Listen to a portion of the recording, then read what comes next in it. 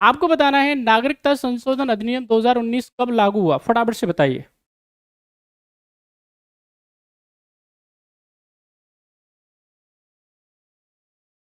Question आपकी screen पे है, सारे बच्चे आंसर करिए फटाफट। नागरिकता संशोधन अधिनियम 2019 कब लागू हुआ था, फटाफट से बताइए। When did the Citizenship Amendment Act 2019 come in force? सारे बच्चे देखिए, सीएए के बारे में जल्दी से और बहुत ही सटीक जानकारी आप अपने पास रखिएगा। सिटीजनशिप के कॉन्टेक्स्ट में आपको खूब जानकारी होनी चाहिए, फटाफट से आंसर करें।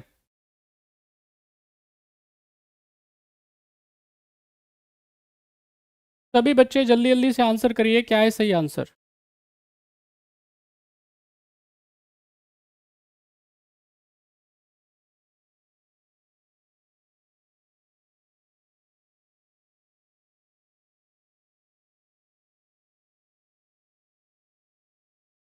चलिए देखिए, यहाँ पे जब हम बात करेंगे सिटीजनशिप अमेंडमेंट एक्ट के बारे में, सीएए के बारे में, इसमें भी क्या है, बहुत सारी गलत फहमियाँ हैं। आपको क्या है, इनके बारे में ज़रूर पता होना चाहिए और आप सही सही जानकारी सोसाइटी के साथ में शेयर करवाइए, ये सबकी जिम्मेदारी है। बात समझ में आ रही? बहुत सारी गलतफहमियां हैं, अलग अलग प्रकार की समस्याएं हैं इसको लेकर के। तो कोई किसी प्रकार का कोई गुमराह किसी को कोई ना हो, ऐसी स्थिति में क्या है, लगातार इस पर नज़र रखने की ज़रूरत है। आपकी ड्यूटी है, आप सब पढ़े लिखे बच्चे हैं, सब के सब ग्रेजुएट और मास्टर्स बच्चे हैं। आपकी ड्यूटी ये है कि आप ज़्यादा समझदार हो, चीज़ों को लेकर के क्या हो, ज़्यादा सटीक आपका जजमेंट हो। जब तक आप ऐसे सोचेंगे नहीं, विचार नहीं करेंगे, काम बनने वाला है नहीं। अगर आपने पढ़ाई कर ली, फिर कैसे योग्यता, आप बताइए, आप कैसे लोगों को शांत रखेंगे, कैसे आप लोगों को समझाएंगे? खुद ही अगर मान लेते हैं, अगर आपको आधी अधूरी जानकारी रहेगी तो कैसे चलेगा।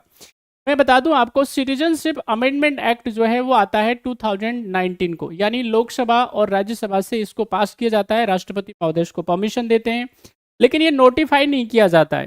नोटिफाई नहीं किया जाता, उसके कारण क्या है वो सरकार जाने, है कि नहीं। अभी हमको इसके बारे में चर्चा करने की आवश्यकता नहीं है, लेकिन अब ये नोटिफाई हो गया है। इसको जो नोटिफाई किया गया है, कब किया गया है, 11 मार्च को इसको नोटिफाई कर दिया गया है। नोटिफाई करने का मतलब ये हमारे देश में लागू हो चुका है। सिटीजनशिप अमेंडमेंट एक्ट क्या कहता है, किसके बारे में बात करता है?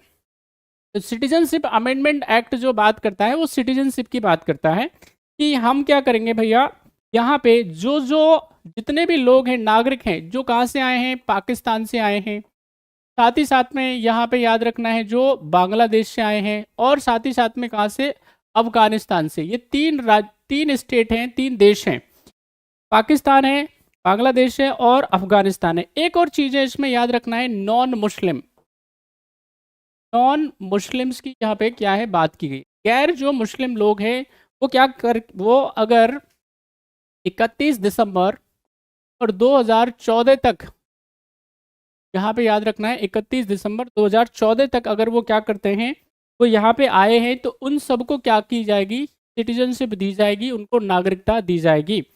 अच्छा, यहाँ पे क्या है, एक टर्म है, तो भी व्यक्ति जो बांग्लादेश, पाकिस्तान और अफगानिस्तान से माइग्रेट करके इधर आए हुए हैं, वो ज़्यादातर जितने भी लोग होंगे वो सब क्या है, वो ज़्यादातर क्या है, वो धार्मिक प्रताड़ना के क्या है, व्यक्ति हैं। उनके साथ में क्या की गई है, धार्मिक प्रताड़ना हुई है, यानी धर्म के आधार पर, क्योंकि वो खास कम्युनिटी के हैं। खास कम्युनिटी के इसका मतलब यानी यहाँ पे वो हिंदू हैं, हिंदू हैं, जैन हैं, बुद्ध हैं, क्रिश्चियंस हैं, ठीक है कि नहीं, पारसीज हैं। इन सबको क्या किया गया है, ये सब यहाँ पे आए हैं, उनके साथ में अलग अलग प्रकार की समस्याएं हुई हैं, कन्वर्जन, बात समझ में आई, उनके साथ में मारपीट, उनके साथ प्रॉपर्टी की समस्याएं, अलग अलग प्रकार की उनके साथ में, सब लोगों के साथ में समस्याएं। और अब इन कारणों की वजह से उन्होंने अपना देश छोड़ा, अपना जगह छोड़ा। कोई भी व्यक्ति जब तक उसको कोई समस्या नहीं होती अपनी जगह नहीं छोड़ता है। उन्होंने अपना जो है घर छोड़ करके वो भारत में आए शरण के लिए। अब उनको क्या कहा जाता है, शरणार्थी कहा जाता है। वो सालों से रह रहे हैं हमारे देश में। कुछ कुछ लोगों को 10-10, 12-12, 15-15 साल भी हो गए रहते रहते, लेकिन अब उनके पास में क्या है, किसी भी प्रकार का कोई, ना तो कोई सर्टिफिकेशन है। इतनी स्थिति है कि अगर वो अपने बच्चों का एडमिशन कराने जाएं, सरकारी स्कीम का कोई फ़ायदा उठाने जाएं, लाभ लेने जाएं, तो वो भी उनको नहीं मिलता है। बिना आप देखेंगे राशन कार्ड के, बिना आप सोचे, बताइए कैसे उनको सरकारी स्कूल का फ़ायदा मिलेगा। कुछ कुछ जगह पे स्कूलों में एडमिशन तक उनके बच्चों को नहीं दिया जाता। तो ये क्या है, ये अन्याय की स्थिति हो जाएगी। तो वैसी स्थिति में क्या है, भारत सरकार ने अभी क्या किया है, भारत सरकार ने सभी जितने भी जो पाकिस्तान, बांग्लादेश और अफगानिस्तान से 31 दिसंबर 2014 तक जो भी भारत में एंटर कर गए हैं उनको क्या किया जाएगा, नागरिकता दी जाएगी, सिटीजनशिप दी जाएगी। किससे? सिटीजनशिप अमेंडमेंट एक्ट से।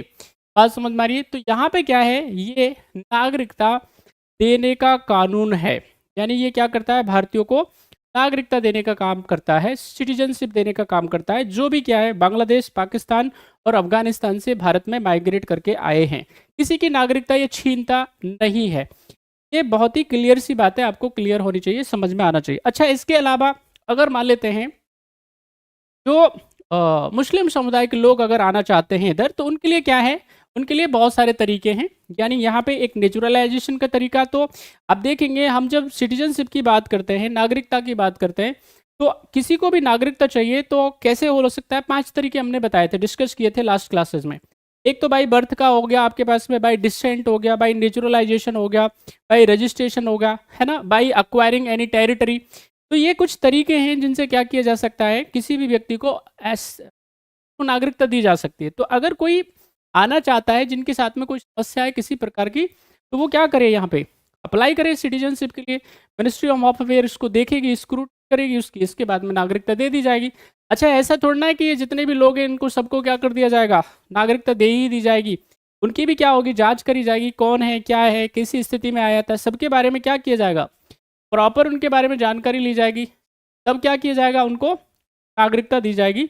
ये सिंपल सी बात है। आई होप आप सारे बच्चों को क्लियर हो गया होगा, तो इसमें कोई कन्फ्यूजन नहीं होनी चाहिए। तो यहाँ पे ये CA क्या है, सिटीजनशिप अमेंडमेंट एक्ट, नागरिकता देने का कानून है। ये सिटीजनशिप प्रोवाइड करने का काम करता है, छीनने का काम नहीं करता।